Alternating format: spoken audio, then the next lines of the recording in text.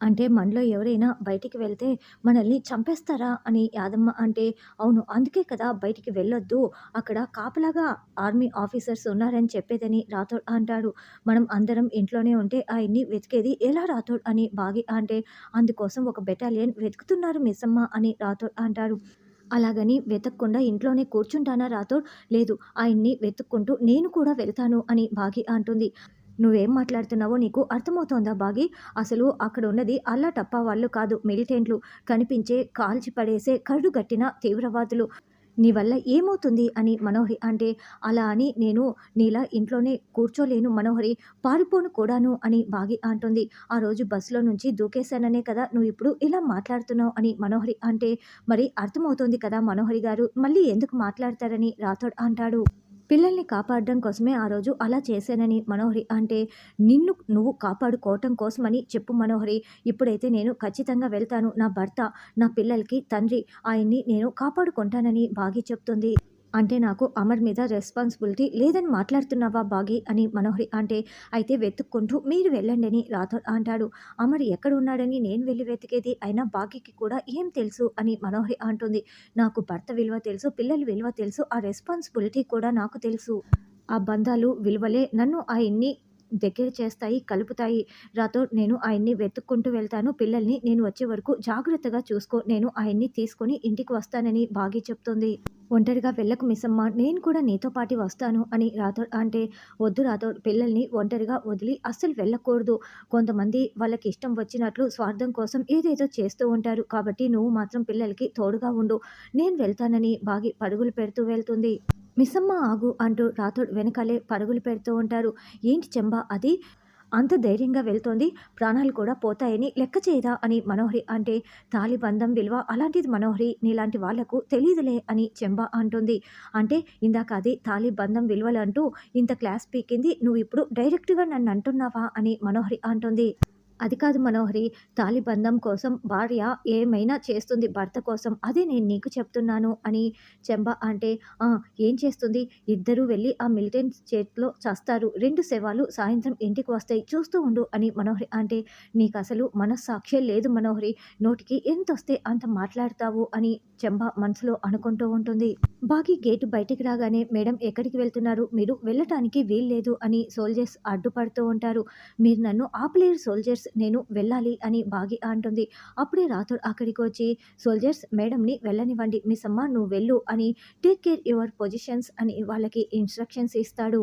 అమర్ తీవ్రవాదుల ఇంటి బయటే అటు ఇటు తిరుగుతూ చుట్టూ చూసుకుంటూ ఉంటాడు. అప్పుడే అటుగా వెళ్తున్న కరుణ, అమర్ సార్‌లా ఉన్నారే అని అనుకుంటూ స్కూటీని పక్కగా పార్క్ చేసి, "హాయ్ సార్, గెట్లున్నారు? పిల్లలు బాగి మస్తుగున్నారా?" అని ప్రశ్నిస్తూ ఉంటుంది. "చాన్నాళ్ళయింది మిమ్మల్ని కలిసి మాట్లాడి. ఏంటి సార్ ఏమీ మాట్లాడరేంటి? అలా చూస్తున్నారేంటి?" అని కరుణ ప్రశ్నిస్తూ ఉంటే, "నేను మీకు తెలుసా?" అని అమర్ అంటాడు. "ఏంటి సార్ అలా మాట్లాడుతున్నారు? ఏదైనా సీక్రెట్ ఆపరేషన్‌లో ఉన్నారా?" అని కరుణ అంటుంది. "నేను మీకు ఎలా తెలుసు? మీరెవరు? మీ పేరేంటి? చెప్పండి, నేను మీకు ఎలా పరిచయం?" అని అమర్ అడుగుతూ ఉంటే, "ఏంది సార్ మీకు నా మీద ఇంకా కోపం పోలేదా?" అని కరుణ అంటుంది.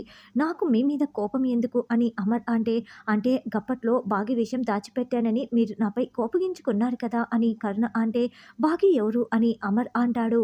అలా కరుణ, అమర్ ఇద్దరు మాట్లాడుకుంటూ ఉంటే అప్పుడే తీవ్రవాది బయటికి వచ్చి అమర్‌ని చూసేసి మళ్ళీ లోపలికి పరుగులు పెడుతూ వెళ్ళి, "బాస్ ఆ అమర్‌కి మనమున్న చోటు తెలిసిపోయింది. బయట ఎవరితోనో మాట్లాడుతున్నారు బాస్" అని చెప్పటంతో, "అవునా?" అంటూ అందరూ బయటికి వచ్చి అమర్‌ని చూస్తూ ఉంటారు. "వాడిని షూట్ చేసి పడేస్తాను" అని రివాల్వర్ బయటికి తీయగానే, "బాస్ ఆగండి బాస్, వాడు బెటాలియన్‌తో పాటి వచ్చి ఉంటే మనం కూడా చచ్చిపోతాం వాడి చేతుల్లో. వాడిని షూట్ చేయగానే బెటాలియన్ మనల్ని షూట్ చేసేస్తుంది. ఒకవేళ బెటాలియన్‌తో వచ్చి ఉంటే మనం బ్యాక్ డోర్ నుండి పారిపోదాము. ఒక్కడే వచ్చి ఉంటే అప్పుడు ఏం చేయాలో ఆలోచిద్దాం" అని లేడీ అంటుంది. సరే అలాగేనని గమనించుకుంటూ ఉంటారు. "ఏంటి సార్ మీరేం మాట్లాడుతున్నారో అర్థం కావటం లేదు" అని కరుణ అంటే, "అవును నిజంగా నాకేం గుర్తుకు లేదు" అని అమర్ అంటాడు. "ఒక్క నిమిషం ఆగుండ్రి" అంటూ బాగీకి కాల్ చేస్తానని కరుణ చెప్తుంది. కరుణ స్కూటీ దగ్గరికి వచ్చి పర్సులో ఉన్న ఫోన్ తీసుకొని బాగీకి ఫోన్ చేస్తుంది. "ఏ కరుణ నేను తర్వాత ఫోన్ చేస్తాను" అని బాగీ వెతుకుతూ చెప్తూ ఉంటే, "ఏయ్! నేను చెప్పేది ముందు వినవే. నీకు మీ ఆయనకి మళ్ళీ లొల్లేమైనా అయిందా?" అని కరుణ అంటే, ఎందుకలా అడుగుతున్నావు?" అని భాగి అంటుంది. "ఎందుకంటే ఇక్కడ మీ ఆయన నువ్వెవరో కూడా తెలీదు. ఏమీ గుర్తుకు లేదని మాట్లాడుతున్నాడే" అని కరుణ అంటే, "అయ్యో! కొడైకెనాల్‌లో జరిగిన యాక్సిడెంట్‌లో ఆయన గతం మొత్తం మర్చిపోయారే. ముందు నువ్వు ఉన్న ఆ లొకేషన్‌ని నాకు వెంటనే షేర్ చెయి. నేను అక్కడికి వస్తున్నా" అని భాగి చెప్తుంది. "అవునా?" అంటూ వెంటనే లొకేషన్ షేర్ చేసి ఫోన్ పెట్టేసి వెనక్కి తిరిగి చూడగానే అక్కడ అమర్ ఉండడు. అయ్యో! సార్ ఏమైపోయారు? అని కరుణ వెతుకుతూ ఉంటుంది. ఈ లోపల అమర్‌ని బంధించేసి, "రేయ్ అమరేంద్ర ఒంటరిగా వచ్చి మాకు భలే దొరికిపోయావురా" అని తీవ్రవాదులు అంటుంటే, "మీరెవరు? అసలు నన్నెందుకిలా బంధించారు? అసలు మీరేం మాట్లాడుతున్నారో నాకు అర్థం కావటం లేదు. నాకేం గుర్తుకు లేదు" అని అమర్ అంటే, "రేయ్ ఆ రోజు మమ్మల్ని అరెస్ట్ చేసావు కదరా! నీ ఆర్మీ ట్రిక్కులు మా దగ్గర పనిచేయవు. నిన్ను చంపేసి నీ కుటుంబాన్ని, భార్యాపిల్లల్ని అందరినీ చంపేస్తాం" అని తీవ్రవాదులు చెప్తూ ఉంటారు. "నిజంగా మీరు మాట్లాడేదేమీ నాకు అర్థం కావటం లేదు" అని అమర్ అంటే, "4 తగిలిస్తే అన్నీ గుర్తుకు వస్తాయి" అని తీవ్రవాది కొట్టబోతూ ఉంటే, "ఏయ్ ఆగు! ఇతనేదో తేడాగా ఉన్నాడు. బాస్‌తో మాట్లాడి వస్తానని" లేడీ వెళ్తోంది.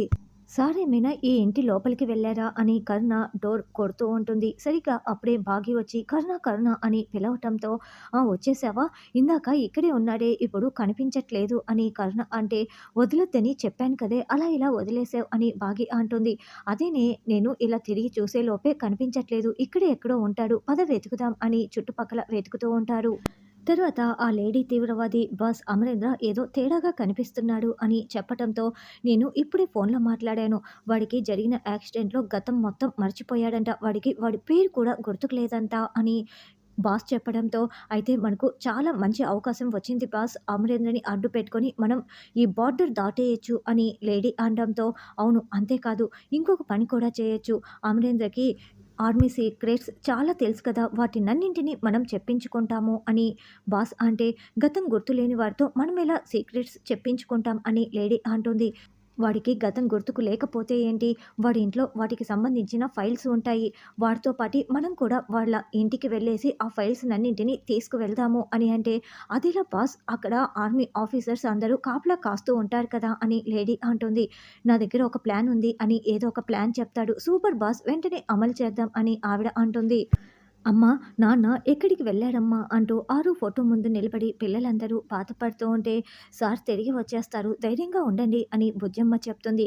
అప్పుడే టెన్షన్‌తో ఆకాష్ ఊపిరి పీల్చుకోలేక కుప్పకూలుతూ ఉంటే, "ధైర్యంగా ఉండు. డాడీకి ఏమీ కాదు" అని పిల్లలు ధైర్యం చెప్తూ ఉంటారు. అప్పుడే మనోహరి వచ్చి, ఊరికే ఏడవకండి. ఈ ఆకాష్‌కి ఏమైనా ఆస్తమా? కొత్త ఏం కాదు కదా! నాకు ఏడిస్తే చిరాకు వస్తుంది. ఒక్కొక్కరి గొంతు పిసికి పడేస్తాను జాగ్రత్త" అని తిడుతూ ఉంటే, "మనోహరి గారు మీకు బుద్ధుందా?" అంటూ రాథోడ్ వచ్చి తిడుతూ ఉంటాడు. "ఏంటి గొంతు లేస్తోందని" మనోహరి అంటే, "చూడండి మీరు పిల్లల జోలికి వస్తే నా దగ్గర కూడా లైసెన్స్‌డ్ గన్ ఉంది. కాల్చి పడేస్తాను జాగ్రత్త" అని రాథోడ్ వార్నింగ్ ఇస్తాడు. "ఏంటి నన్ను కాల్చి పడేస్తావా? నీకెంత ధైర్యం" అని మనోహరి అంటే, "ధైర్యం గురించి ఆర్మీ ఆఫీసర్ అయినా నాతోనే మాట్లాడుతున్నారా? నాకొచ్చే కోపానికి మీరిక్కడే ఉంటే నిజంగానే షూట్ చేసి పడేస్తాను జాగ్రత్త. వెళ్ళండి" అంటూ రాథోడ్ విశ్వరూపం చూపిస్తాడు. "మీరు రండి మేడం" అంటూ చెంబ మనోహర్‌ని లాక్కు వెళ్తుంది. "ఆకాష్ బాబు ఇదిగో ఇన్హేలర్‌తో ఊపిరి తీసుకో" అని ఇచ్చేసి వెంటనే బాగీకి ఫోన్ చేస్తాడు. "మిస్సమ్మ ఇక్కడ పిల్లల పరిస్థితి అస్సలు బాగోలేదు. చాలా టెన్షన్ పడుతున్నారు. వెంటనే రా. సార్ ఇంకా కనిపించలేదా?" అని రాథోడ్ అడుగుతూ ఉంటే, "సార్ ఇంకా కనిపించలేదు రాథోడ్. ఇప్పుడే వస్తున్నా" అని బాగీ అంటుంది.